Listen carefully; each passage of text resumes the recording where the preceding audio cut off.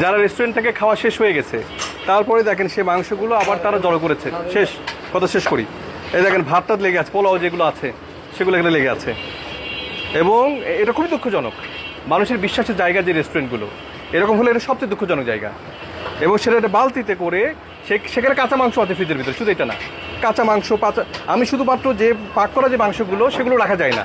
আপনাদেরকে নিয়ে নিরাপদ ফুডেও আমিও ছিলাম, নিরাপদ ফুডে এগুলো অনেকবার বলেছে যে কাঁচা মাংস আর পাক করা মাংস একসাথে রাখা যাবে না।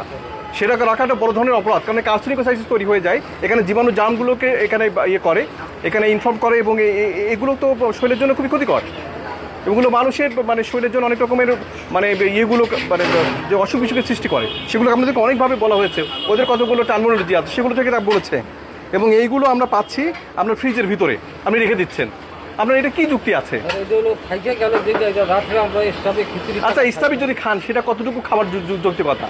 আপনি কাউকে না কাউকে তো খাওয়াচ্ছেন। তো এইটা খাবার একবার ব্যবহৃত হয়েছে যে খাবারগুলো, সেখান থেকে আপনি তুলে তুলে রেখে দিচ্ছেন, আর স্টাফের জন্য রেখে দিচ্ছেন কেন? আপনার যদি মনে হয় পরের দিনই তো আপনি তখনই রাতে আপনি এখানে বিভিন্ন ধরনের তৃণমূল পর্যায়ের মানুষ আছে তাদেরকে খাওয়া দিতেন।